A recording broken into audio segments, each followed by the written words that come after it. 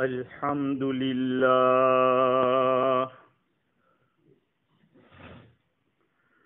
الحمد لله وحده والصلاة والسلام على من لا نبي بعده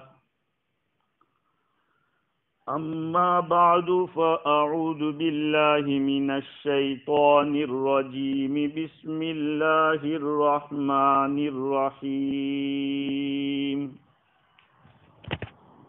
وأنذرهم يوم الحسرة إذ قضي الأمر وهم في غفلة وهم لا يؤمنون إنا نحن نرث الأرض ومن عليها وإلينا يرجعون وقال تعالى ويوم يعض الظالم على يديه يقول يا ليتني اتخذت مع الرسول سبيلا يا ويلتى ليتني لم أتخذ فلانا خليلا لقد أضلني عن الذكر بعد إذ جاءني وكان الشيطان للإنسان خذولا صدق الله العظيم.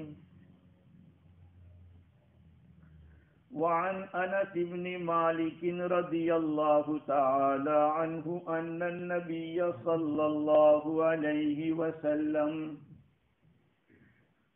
قال يقول الله تبارك وتعالى لأهون أهل النار عذابا لو كانت لك الدنيا وما فيها أكنت مفتديا بها فيقول نعم فيقول قد أردت منك أهون من هذا وأنت في صلب آدم ألا تشرك ولا أدخلك النار فأبيت إلا الشرك رواه البخاری و مسلم رحمهم اللہ.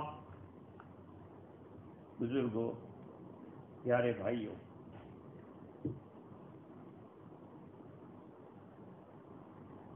زندگی کے ایام اتنی تیزی سے جا رہے ہیں کہ بس صبح ہوتی ہے، شام ہوتی ہے، زندگی یوں ہی تمام ہوتی ہے.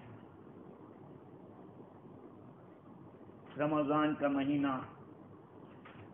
ایسا لگا کہ جیسے ایک ہفتے میں چلا گیا، اور اس کے بعد تقریباً 2 ہفتے گزرنے کو بھی آئے.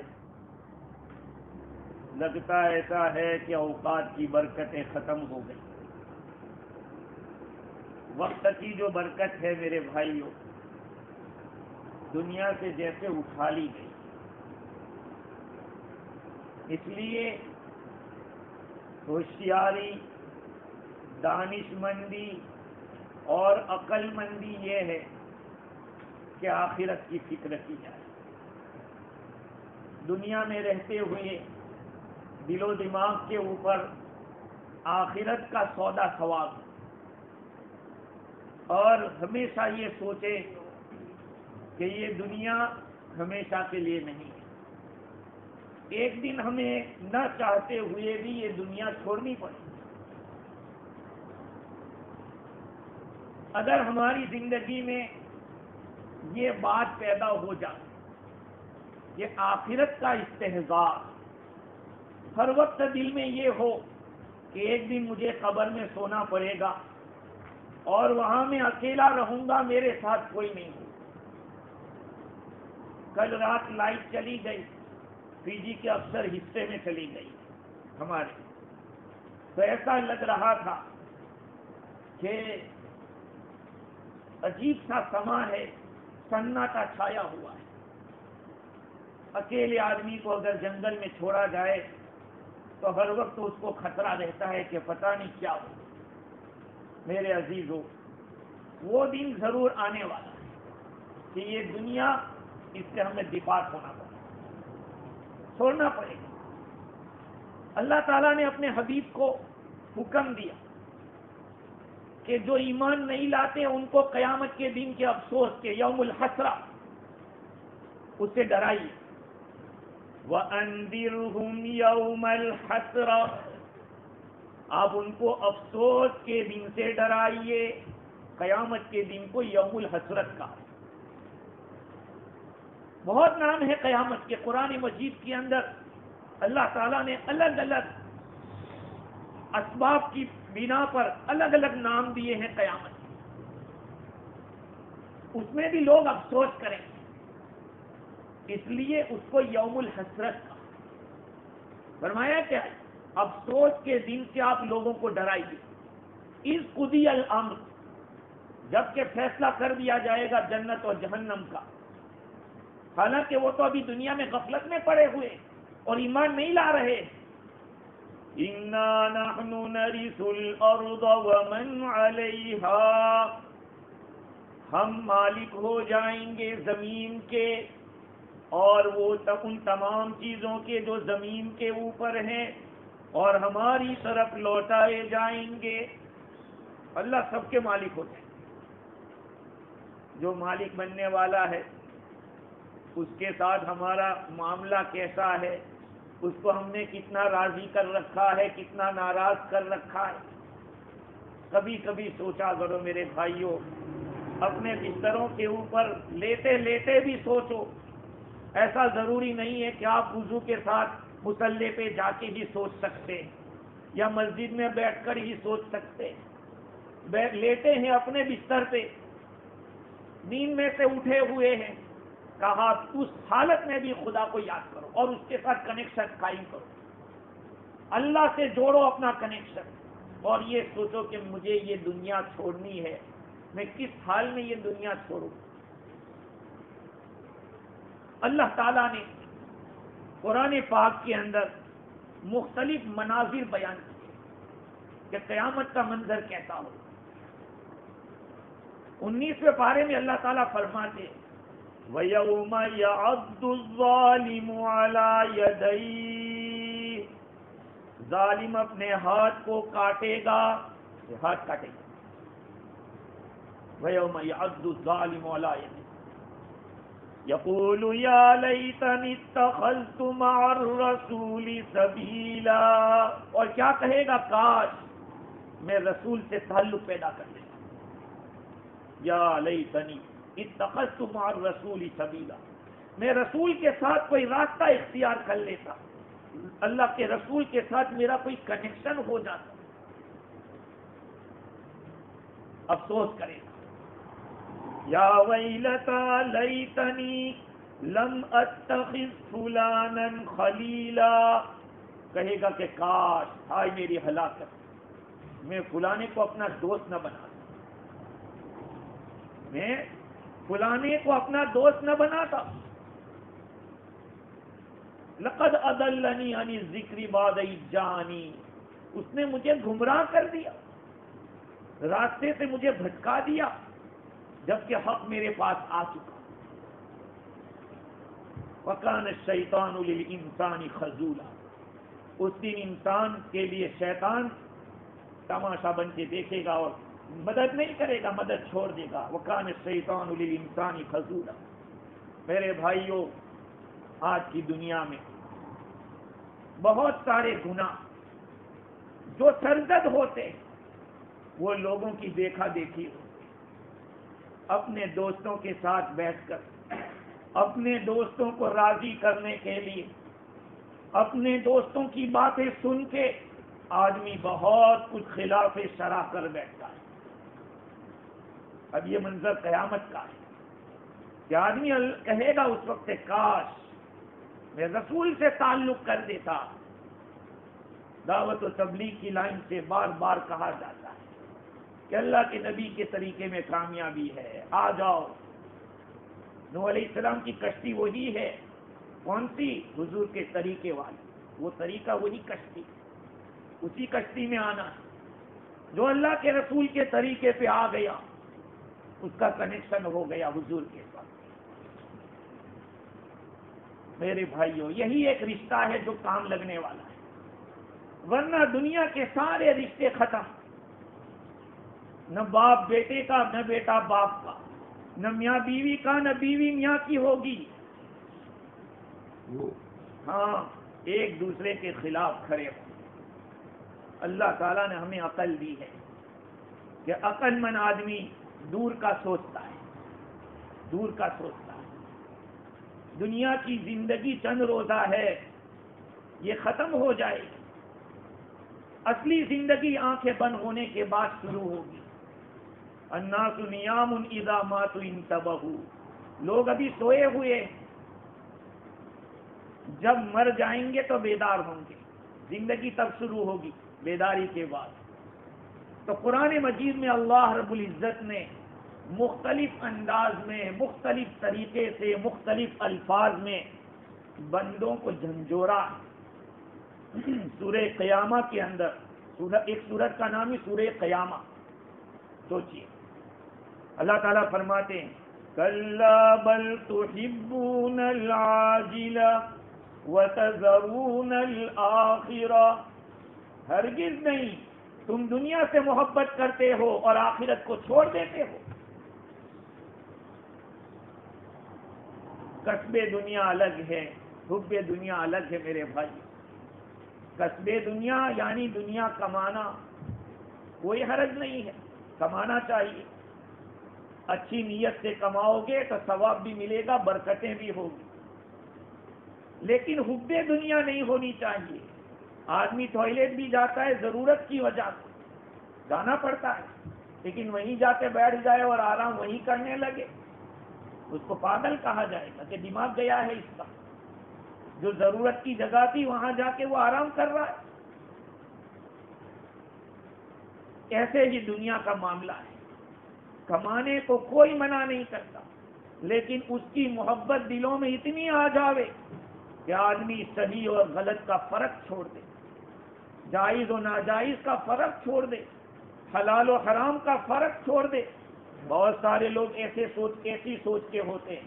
یہ مولوی لوگ ہم لوگوں کو پیچھے رکھتے ہیں، عام اجازت دے رہے تھے سودی کاروبار اور اس کی تو دیکھو کیسے پیسے کماتے. ہم دنیا کمانے نہیں آئے، ہاں آخرت بنانا ہے. اسی لیے اللہ تعالیٰ نے کمپلین کی اس کے اندر کلا بل تحبون العاجلہ. تم لوگ دنیا سے محبت کرتے ہو، وتذرون الآخرہ، اور آخرت کو چھوڑ دیتے ہو. میرے بھائیوں، یہ موت کو بھی موت آنے والی ہے. ہاں ساری دنیا کے لوگ ختم ہو جائیں گے، یہاں تک کہ جبریل امین بھی ختم، میکائیل بھی، اسرائیل صاف. ایک اللہ رہے گا، ایک اللہ. لمن الملک اليوم. آج کس کی بادشاہت ہے؟ للہ الواحد القہار. ایک زبردست اللہ کی حکومت. وہ وقت آئے گا میرے بھائی، اس سے پہلے ہمیں سنبھل جانا ہے. موت کو بھی موت دے دی جائے گی. چنانچہ حضرت ابو سعید خدری رضی اللہ تعالیٰ عنہ کی روایت ہے، رسول اللہ صلی اللہ علیہ وسلم نے ارشاد فرمایا یجاء بالموت یوم القیامہ کأنہ کبش املح. موت کو لایا جائے گا قیامت کے دن ایک ملیح مینڈھے کی شکل میں. مینڈھا ہماری زبان میں بھیڑا کہتے ہیں، ہاں ہماری زبان میں بھیڑا کہتے ہیں. وہ بھی اس کا کلر بھی بتا دیا حدیث میں، املا ہوگا. املا ملی کہتے ہیں جس کے اندر گیہوں جیسا کلر ہو، جس میں کشش ہو. حضور صلی اللہ علیہ وسلم نے کیا فرمایا؟ یوسف صبیح وانا ملیح. یوسف علیہ السلام صبی ہے، بالکل وائٹ، اور میں ملیح ہوں جس میں کشش ہوتی ہے. یہ آپ کو معلوم ہونا چاہیے کہ یہ ملاحت کا جو کلر ہے وہ بلیک اینڈ وائٹ کے مکس اپ سے بنتا ہے. سوال ہے کہ آخر موت کو وائٹ کلر میں کیوں نہیں لایا جائے گا، بلیک کلر میں کیوں نہیں لایا جائے گا؟ اس کو لایا جائے گا تو ایک ملاحت کے کلر میں، ملاحت جس کے اندر کشش ہوتی ہے، گیہوں جیسا کلر سمجھ.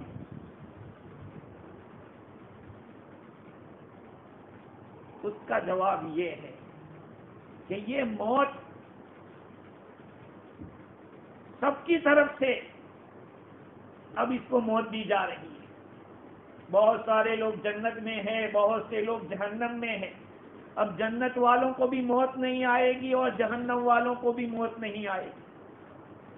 تو دونوں کی طرف سے موت کو ذبح کیا جا رہا ہے, دونوں کی طرف سے کفارہ بن رہا ہے. اللہ تعالیٰ موت کو بھی شکل دے دے گا مہندے کی, کیونکہ جنت والوں کے چہرے کیسے ہوں گے؟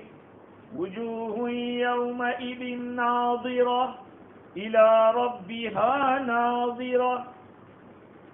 کچھ چہرے اس دن تر و تازہ ہوں گے, اپنے رب کی طرف دیکھ رہے ہوں گے. تر و تازہ چہرے جنت والوں کے ہوں گے.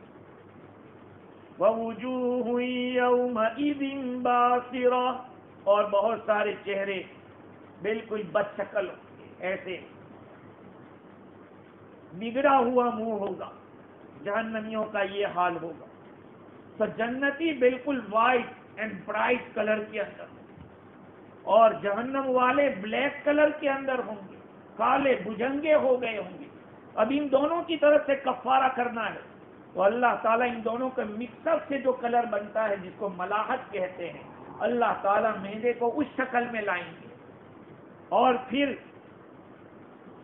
لوگ کیا کریں گے؟ فَيَشْرَئِبُونَ. ہاں, ابو قریب کی روایت میں اضافہ ہے کہ اس کو جنت اور جہنم کے بیچ میں کھڑا کیا جائے گا. مہندے کو کہا جائے گا یا اہل الجنہ هل تعرفون هذا, تم اس کو پہچانتے ہو؟ لوگ اپنی گردنیں ایسے اٹھا اٹھا کر دیکھیں گے اس کو کہ کیا ہے کیا ہے. کہیں گے کہ ہاں ہم پہچانتے یہ موت ہے. یہ کہیں گے کہ ہاں ہم پہچانتے کہ یہ موت ہے. پھر حکم دیا جائے گا کہ اس کو ذبح کر دیا جائے, اس موت کو ذبح کر دیا جائے. پھر اعلان ہوگا یا اہل الجنت خلود فلا موت, اے جنت والو ہمیشہ کے لیے رہو جنت میں, اب موت نہیں آئے گی. ویا اہل النار خلود فلا موت, اے جہنم والو ہمیشہ جہنم میں رہنا پڑے گا, اب کوئی موت آنے والی نہیں ہے. پھر یہ آیت حضور صلی اللہ علیہ وسلم نے پڑھی وَأَنذِرْهُمْ يَوْمَ الْحَسْرَةِ اِذْ قُضِيَ الْأَمْرُ وَهُمْ فِي غَفْلَةٍ وَهُمْ لَا يُؤْمِنُونَ. اے نبی جی آپ ان کو افسوس کے دن سے ڈرائیے. قیامت کا دن افسوس کا دن ہوگا, اور جب کہ فیصلہ کر دیا جائے گا جنت اور جہنم کا, ابھی تو یہ لوگ غفلت میں دنیا میں لگے ہوئے ہیں اور ایمان نہیں رکھتے. ہم زمین کے بھی مالک ہوں گے, زمین میں جتنی چیزیں جتنے لوگ ہیں یہ سب ہماری ملکیت میں آئیں گے اور لوٹائے جائیں گے, اللہ کی طرف لوٹائے جائیں گے. تو میرے بھائیوں یہ روایت ہے. آگے بعض محدثین نے نقل کیا کہ جنت والے اتنے خوش ہوں گے, اللہ تعالیٰ کی طرف سے یہ کہہ دیا جائے گا کہ اب ہمیشہ تمہیں جنت میں رہنا ہے, اب نکالے نہیں جاؤ. اتنے خوش ہوں گے, اتنے خوش ہوں گے. اور جہنم والے اتنے غمگین ہوں گے کہ جس کی کوئی حد نہیں ہو. امام ترمذی رحمۃ اللہ علیہ نے ایک روایت نقل کی کہ اگر کوئی آدمی خوشی کے مارے مر سکتا ہے اور موت ہو سکتی ہے تو جنت والوں کی موت آ جائے, لیکن موت تو ختم ہو گئی. اور اگر مارے غمی کے کسی کی موت آ سکتی ہے تو وہ جہنمیوں کی موت آ جائے. یعنی اتنا غم ہوگا. آدمی مارے خوشی کے کبھی قابو نے نکل جاتا ہے قابو سے, اور مارے غم کے بھی نکل جاتا ہے, آدمی قابو سے نکل جاتا ہے. انسان ہے بھائی. حدیث میں آیا نا کہ اللہ توبہ, آدمی کا اونٹ گم ہو گیا اور کہتا ہے کہ میں تیرا رب ہوں, تو میرا بندہ ہے. اللہ کو خوشی کے مارے یہ بول دیتا ہے. تو میرے بھائیوں یہ دنیا ایک دن چھوٹنے والا اور فیصلہ ہونے والا ہے. اللہ تعالیٰ فیصلہ کرے گا. اس لیے عقل مندی اور ہوشیاری یہ ہے کہ اس دن کے آنے سے پہلے پہلے اپنی زندگی کا رخ بدل دے, اپنے آپ کو اللہ سے قریب کر. بڑے زبردستی اگر لے جایا جائے اور پھر نہلایا جائے, قبر میں ڈالا جائے, اس سے بہتر یہ ہے کہ ہمیں تو معلوم ہے، ہمارا عقیدہ ہے، ہمارا ایمان ہے کہ ہمیں قبر میں پوچھا جائے گا اور میدان قیامت میں کھڑا کیا جائے گا. یہ میرا اور آپ کا ایمان ہے. اس لیے دانائی اور ہوشیاری اور وزڈم یہ ہے کہ ابھی سے سنبھل جائے، ابھی سے اپنا معاملہ ٹھیک کر لے اور روزانہ موت کو یاد کرو. اللہم بارک لی فی الموت وفیما بعد الموت. یہ اللہ تو میری موت میں بھی برکت دے اور موت کے بعد بھی برکت دے. یہ دعا ہے، حدیثوں سے ثابت ہے. اللہم بارک لی فی الموت وفیما بعد الموت. اگر آدمی دن میں تقریباً 20-25 مرتبہ یہ دعا کرے، شہادت کا مقام ملے. آسان سودے ہیں میرے بھائیوں. اللہ کے رسول صلی اللہ علیہ وسلم نے چھوٹے چھوٹے اعمال پر بڑے بڑے فضائل بتلائے. وہ کس کے لیے؟ نبی ہمارے چاہتے تھے کہ میرا ہر امتی آخرت بنا دے، دنیا میں بھی کامیاب رہے دین پر چل کے، اور آخرت میں بھی کامیاب ہو جاوے دین کے اوپر چل کے. جہاں بے دینی آئے گی وہاں میرے عزیزوں دنیا بھی داواں دول، آخرت بھی داواں دول. یہ ہے. ابھی میں نے ایک ڈاکٹر کے نام سے سنا، میں نے شاید وہ مڈل ایسٹ کے ڈاکٹر ہیں. وہ ڈاکٹر بتلا رہے ہیں کہ ایک پیشنٹ ان کے پاس آیا اور اس کو پرابلم ہارٹ کا. اس ہارٹ کے لیے اس کا علاج چل رہا تھا کہ اچانک اس کے لیور کے اندر پرابلم ہو گیا. ابھی ادھر ہاتھ دے رہے تھے کہ کڈنی فیل ہو گئی. ابھی اس سے نہیں سنبھلے تھے کہ اس کے پیٹ کے اندر پھوڑا ہو گیا. یہ ساری بیماریاں یکے بعد دیگر تھوڑے وقت میں ہو گئی. اس مریض کو کہا گیا کہ یہ سارے پرابلم ہیں. اس نے کہا کہ میں ایک نمبر دیتا ہوں، آپ اس نمبر پہ فون لگائیے اور اس آدمی کو بلا لیجیے. فون لگایا، اس آدمی نے فون اٹھایا. کہا بھائی کیا بات ہے؟ کہا میں فلاں ڈاکٹر بول رہا ہوں اور فلاں صاحب آپ کو یاد کر رہے. کہا کیا یاد کر رہے؟ کیا آئے ہم وہاں، کس منہ سے آئے؟ بھائی کیا ہوا؟ کہا کہ 3 سال پہلے کی بات ہے، ہماری فلانی پراپرٹی کے بارے میں فیصلہ ہونے والا تھا. انہوں نے جھوٹی گواہی دے کر دوسرے کو دلا دی اور ہمیں محروم کروا دیا. ہم روزانہ خدا کے سامنے سجدے میں دعا کرتے کہ یا اللہ اس کے بدن کے ہر عضو میں بیماری دے. یہ ہم دعا کریں خدا سے. جھوٹی گواہی بڑا گناہ ہے، کبیرہ گناہ. اس لیے بندوں کا حق بہت بھاری ہے میرے بھائیوں. نہ کسی کے ماں دیکھیے، ہم سے اگر کسی کا اچھا نہ ہو کبھی نہ کریں، لیکن کبھی کسی کا برا نہ کریں. ہاں کسی کا حق اپنے ذمے رہ جائے، فکر کرو اللہ تعالیٰ جلدی سے ادا کروا دے. یہ دنیا کھٹ جائے گی. اتنے لوگ اپنے بھائی بہنوں کے حقوق نہیں دیتے. مال ہے، سب کچھ ہے، بس وہ سوچتے ہیں کہ کم ہو جائے گا. ارے خدا کی قسم، آج تک جس کسی نے دوسرے کا حق دیا ہے کبھی کم نہیں ہوا ہے. جس نے دیا ہے اللہ نے اس کو بڑھایا ہے. اتنا تو سوچ لو کہ آج اگر میں نہیں دوں گا کل خدا دلوائے گا، اور اس وقت نیکیوں سے دلوائے گا. آج تو پیسے دے کے چھوٹ سکتے، لیکن قیامت کے میدان میں پیسے ویسے نہیں، نیکیاں چلیں. اس لیے یاد رکھو، نہ کسی کی زمین لو غلط طریقے سے، نہ کسی کا مال لو غلط طریقے سے، نہ کسی سے سودا کرو غلط طریقے سے. اب کسی کے پاس سے لیا دینے کا نام نہیں ہے. کہاں جاؤ، کہاں جائیں گے؟ قبرستان میں. وہ بھی وہیں جائے گا.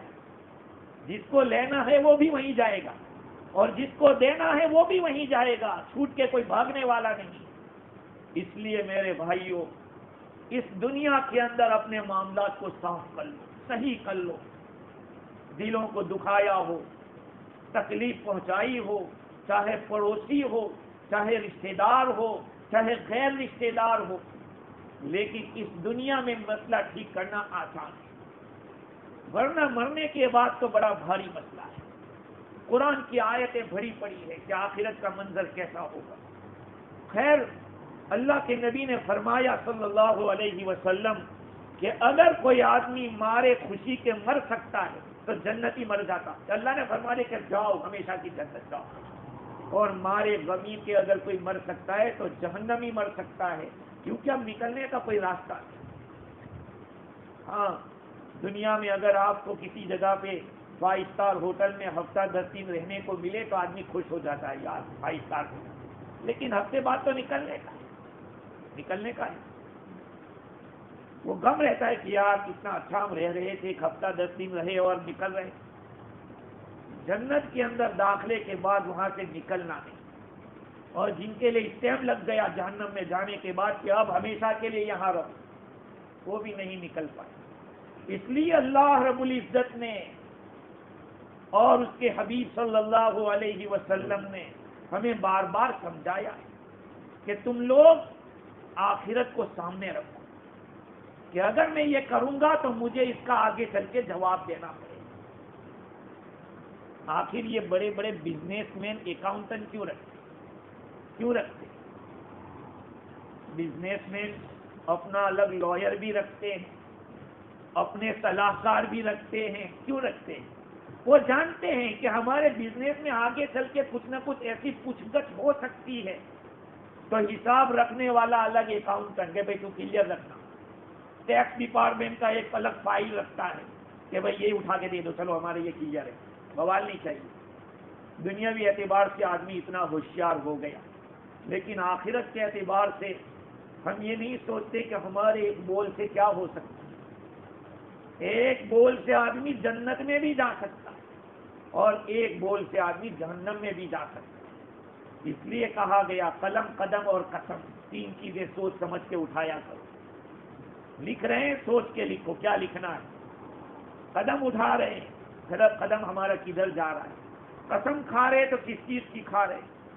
میرے بھائیوں, حضور اکرم صلی اللہ علیہ وسلم جیسا خیر خواہ کون ہوگا جس نے ہمیں ہر موڑ کے اوپر, ہر جگہ کے اوپر رہنمائی فرمائی کہ ہمیں کس طرح سے قدم رکھنا ہے. اس لیے دیکھو, صرف یہ سمجھ کر بیٹھ جانا کہ کلمہ تو ہے میرے پاس تو ایمان تو ہے. ایمان یقیناً نجات دلائے گا, اس میں کوئی شک نہیں, لیکن دوسرے دھندوں کی وجہ سے جو جہنم میں جانا پڑے گا وہ کتنا جانا پڑے. ہمارا کتنا طاقتور ایمان ہے کہ ہمیں ایسے ہی نکال دے. ایک جنازے کے اندر حسن بصری رحمت اللہ علیہ اور فرزدق شاعر, عرب کا بہت مانا ہوا شاعر گزرا ہے فرزدق, یہ دونوں قبرستان میں ایک جنازے میں شریک ہو گئے. اور شاعروں کی زندگی آپ جانتے ہیں کہ شاعر کہتے ہوتے من چلے ہوتے ہیں, کبھی کسی کی تعریف کر دی, کسی کی برائی کر دی, کسی محبوب کی تعریف کر دیتا ہے تو کبھی برائی کر دیتا. تو فرزدق شاعر سے حضرت حسن بصری رحمت اللہ علیہ نے پوچھا کہ ما عادت لمثل هذه الحالہ, ارے فرزدق اس کے لیے کوئی تیاری کی, ان جنازے کی کیا اس حالت کے لیے کچھ تیاری کی کہ نہیں؟ تو شاعر نے کہا شہادت اللہ الہ الا اللہ, کہا کہ لا الہ الا اللہ کی گواہی میں دیتا ہوں. حسن بصری رحمت اللہ علیہ نے فرمایا ھذا العمود فأین الاطناب, ارے بھائی یہ تو بیچ کا ستون ہے, لیکن آزو بازو کی جو ستون ہوتے وہ کہاں ہے؟ پھر کلمہ پڑھ لیا یقیناً نجات دلائے گا, اس میں کوئی شک نہیں. حضور اکرم صلی اللہ علیہ وسلم نے فرمایا کہ اسلام کی بنیاد 5 چیزوں پر ہے.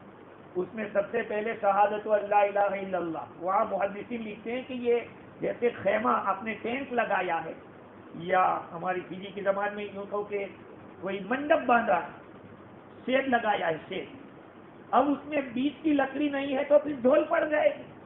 تو شہادت کا جو کلمہ شہادت ہے وہ تو بیچ کی لکڑی ہے, لیکن یہ آپ کا شیڈ اسی وقت رہ سکتا ہے اپنی جگہ جبکہ چاروں طرف کی جو لکڑیاں آپ نے کھڑی کی ہے وہ اچھی ہو, مضبوط ہو اور وہ کھڑی رہے.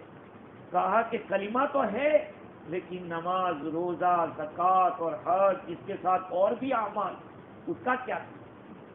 میرے بھائیوں, ہم لوگوں کو سوچنا چاہیے کہ یہ دنیا ایک دن چھوٹ جائے گی, پھر اللہ تعالیٰ کے سامنے حاضری ہوگی. اللہ تعالیٰ نے فرمایا نبی کو کہ حسرت کے دن سے ڈرائیے. بھائی کیا قیامت کے دن لوگوں کو افسوس کس بات کا ہوگا؟ کافر اپنے کفر پر افسوس کرے گا. کافر کہ کاش میں ایمان لیا.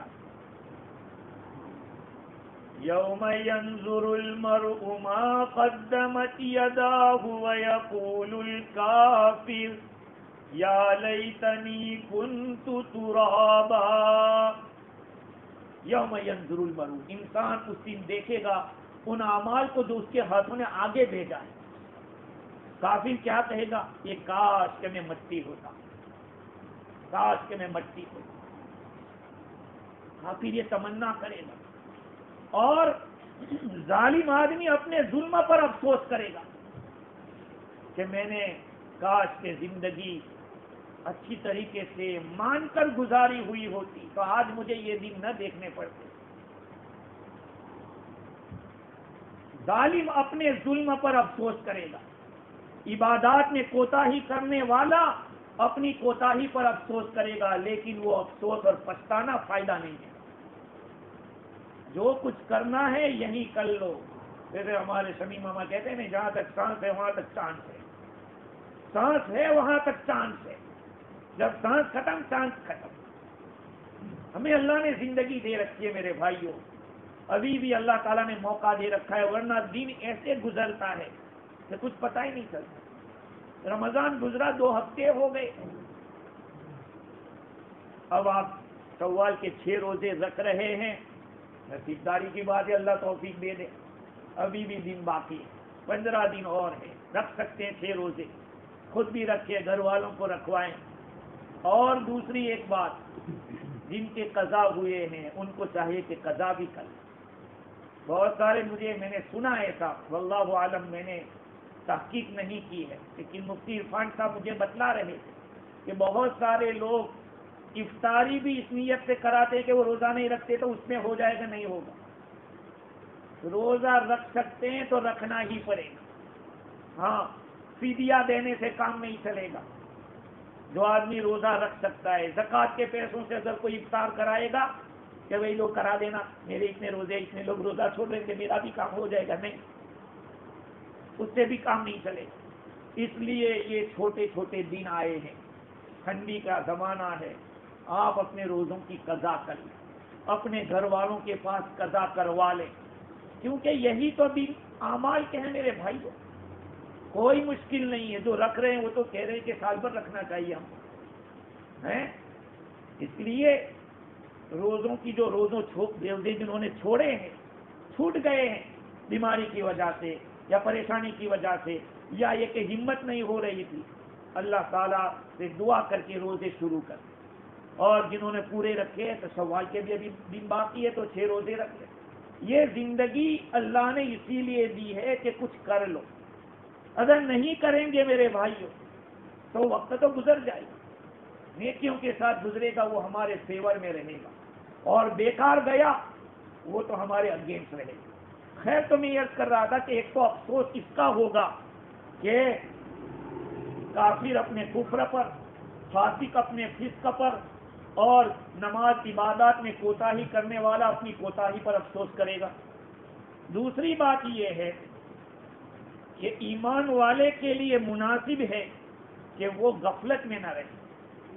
قرآن میں ہے وَهُمْ فِي غَفْلَةٍ، وہ دنیا میں غفلت میں ہے. ایمان والوں کو غفلت میں نہیں رہنا چاہیے، یہ سوچ کر کہ چلو رمضان تو گزر گیا، اب آئندہ رمضان میں پھر روزے رکھ لیں گے.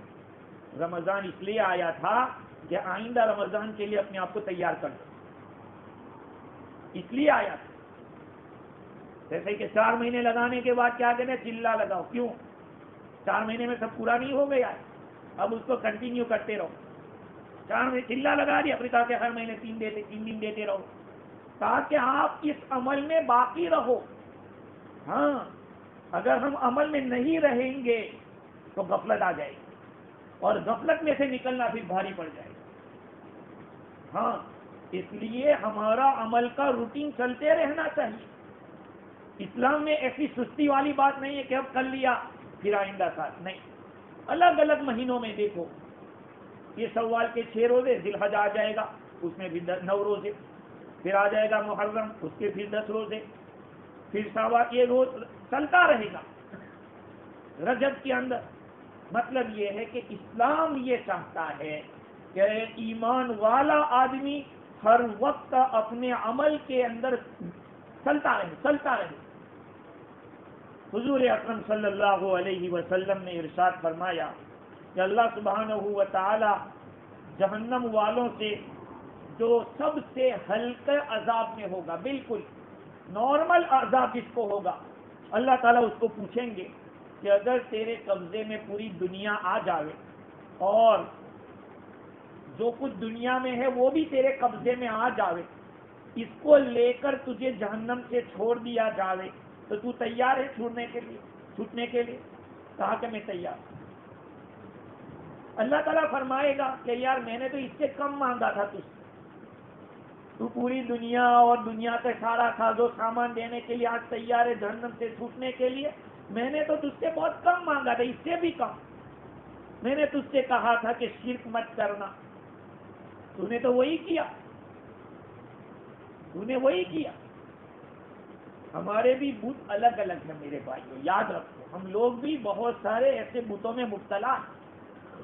ہمارے صرف یہ نہیں ہے کہ مورتی کے سامنے ہی جھکنا، آدمی کا اپنے مقاصد کو پورا کرنے کے لیے خلاف شرع کام کرنا، اللہ کے حکم کو توڑنا، یہ ایسا ہی ہے جیسے کہ غیر کے سامنے سجدہ کرنا۔ اللہ کے حکم کو کسی بندے کے کہنے کی وجہ سے توڑا نہیں جاتا۔ لا طاعت لمخلوق فی معصیۃ الخالق۔ ہاں تو میرے عزیزو، اپنی آخرت بنانے کے لیے سب سے بنیادی چیز کیا ہے؟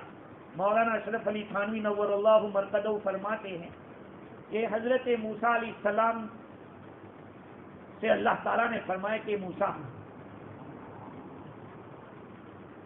میرے ساتھ بندے کو اس طرح رہنا چاہیے جیسے کہ ایک بچہ اپنی ماں کے ساتھ رہتا ہے۔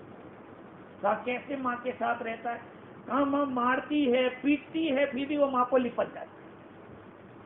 کہا بندے کو بھی اسی طرح اللہ کے ساتھ رہنا چاہیے کہ کچھ روکھی سکھی یا کچھ ہو بھی گیا ہو، اللہ کو رات سے لپٹ کے رہے اللہ سے کہ یا اللہ تیرے بغیر تو میرا کچھ ہونے والا ہے نہیں، جو کچھ میرا ہوگا تجھ ہی سے ہوگا۔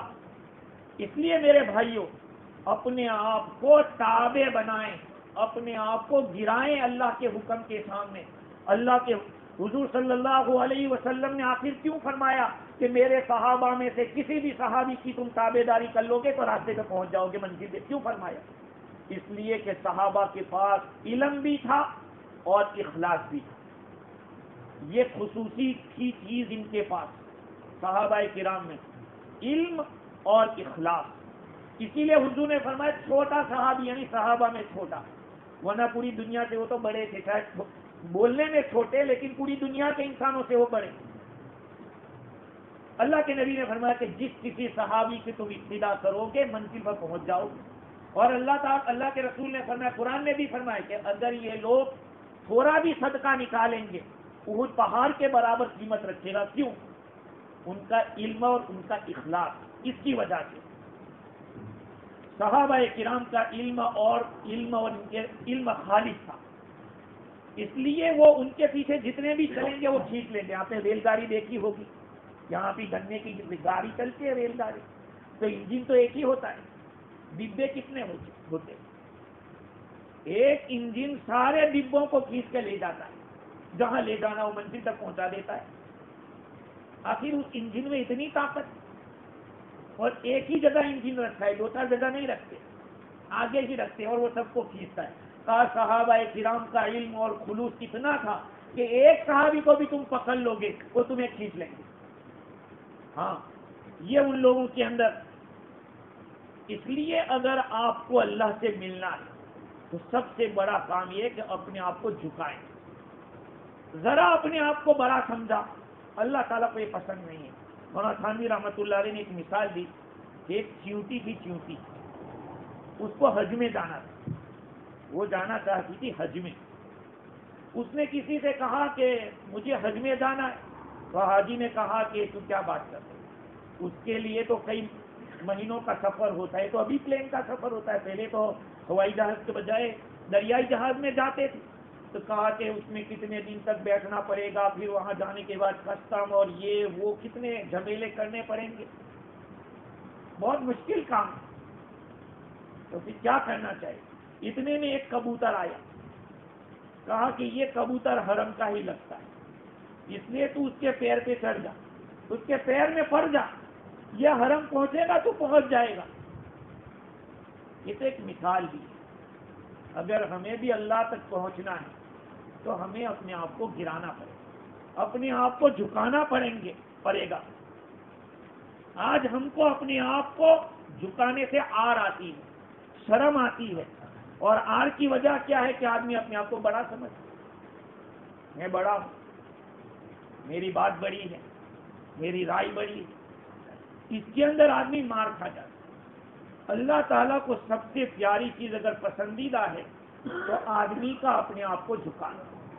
دیکھو ہمارے دعوت کے کام کے اندر لوگ بتاتے ہیں کہ آدمی آخر میں فنا ہو جاتا ہے، جب صحیح ڈھنگ سے اگر وقت لگاتا رہتا ہے تو پھر آدمی اپنے آپ کو فنا کر دیتا ہے دعوت کے اندر۔ بس فنا کا مطلب یہ کہ پھر آدمی اپنے کو یہ نہیں سمجھتا کہ میں یہ ہوں، میں وہ ہوں، نہیں۔ جب آدمی اس درجے کو پہنچتا ہے تو فنائیت کا مقام ملتا ہے، وہ بہت بڑا اونچا مقام ہے، فنائیت، آدمی اپنے آپ کو کچھ نہ سمجھے۔ لیکن یہ بہت مشکل ہے، کیونکہ ہم جس ماحول میں رہے ہیں وہاں یہی جو پڑھایا گیا ہمیں انگلش اور ایسی چیزیں، اس میں اس طرح کی بات ہوتی ہے ذرا سینہ تاننے کی۔ حالانکہ یہ دنیا کا دستور ہے، ہر کجا پستی آباں جا رود، ہر کجا مشکل جواباں جا شود جا رود۔ بھائی جہاں ڈھلوان ہوتا ہے پانی وہیں پہ جاتا ہے، بارش کتنی بھی گرے گی وہ ٹیلے پہ نہیں رکے گی، وہ نیچے ہی آ جائے گی، نیچے ہی آ جائے گی، پانی نیچے ہی گرتا ہے، اوپر ٹھہرتا نہیں ہے۔ اور جہاں مشکلی ہوتی ہے جواب وہیں پہنچتا ہے، جہاں کسی کو کوئی اشکال ہوگا، کوئی سوال ہوگا، جواب بھی وہیں پہ پہنچے گا۔ ہر کجا درد شفا جا رود، ہر کجا رنجے دوا جا رود۔ آدمی کے سر، آپ نے کبھی یہ سوچا کہ درد سر میں، اور کیا کہتے ہیں گولی کھاتے، گولی کہاں جائے گی؟ گولی کہاں جائے گی؟ وہ تو پیٹ میں جائے گی، تو پھر درد یہاں تک کیسے ختم ہو؟ آدمی کے پاؤں کے اندر چوٹ لگی ہے اور ڈاکٹر نے اس کو انجیکشن ادھر ادھر لگا دیا، تو وہاں کے وہ دوا وہیں پہنچے گی جہاں درد ہے، تکلیف جہاں ہے، بیماری جہاں ہے، شفا وہاں پہنچے گی۔ ایسے ہی جب بندہ اپنے آپ کو جھکائے گا، اپنے آپ کو گرائے گا، دیکھو گرانے کا مطلب یہ ہے کہ اللہ کے ہر حکم کے سامنے آدمی اپنے آپ کو کہہ دے کہ میں مانتا ہوں۔ بس ہم یہ نہیں کہتے کہ کسی کے سامنے اپنے آپ کو ذلیل کرو، نہیں، یہ ذلیل کرنا تو منع ہے، لیکن اپنی رائے کو اللہ کی رائے میں ملا دو کہ بس اللہ کا جو حکم ہے، نبی کا جو طریقہ ہے، آمنا و صدقنا، مجھے سمجھ میں آوے یا نہ آوے، بس میں اس کے تابع ہوں۔